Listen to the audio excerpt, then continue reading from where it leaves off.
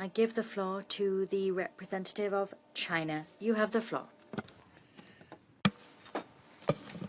Madam President, I thank Deputy Special Coordinator Alek Barov, Mr.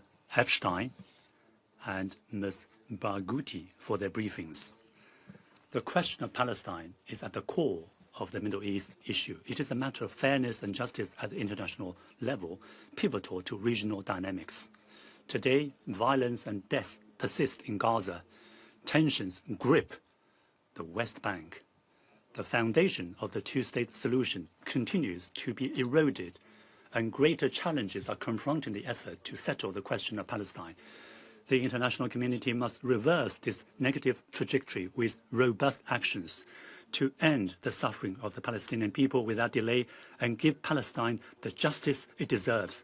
China would like to highlight three imperatives. First, peace and stability must return to Gaza. The ceasefire agreement has not yet brought true peace, as bombings and strikes by Israel continue and its military occupation is being expanded, which have caused over 1,000 deaths among Gazans since, on average, one child is killed per day.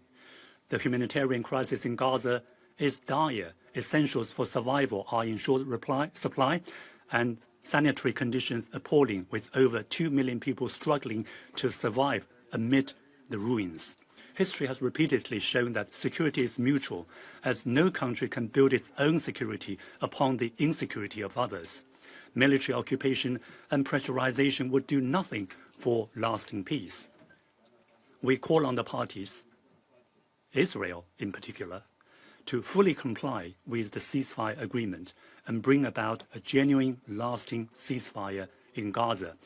Israel must fulfill its obligations under international humanitarian law as the occupying power, lift restrictions on humanitarian access, and support and secure aid deliveries by humanitarian agencies such as UNRWA.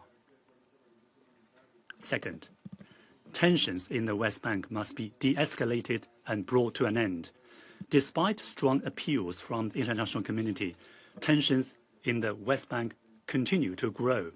The occupying power has accelerated settlement expansion, remained permissive towards settler violence, and encroached on Palestinian territory. The economy of the West Bank is on the brink of collapse under the crippling restrictions and stranglehold, and the Palestinian Authority is facing a serious fiscal crisis. It was explicitly spelled out in Council Resolution 2334, an ICJ advisory opinion that illegal occupation and settlements imperil the viability of the two-state solution and must be ended immediately.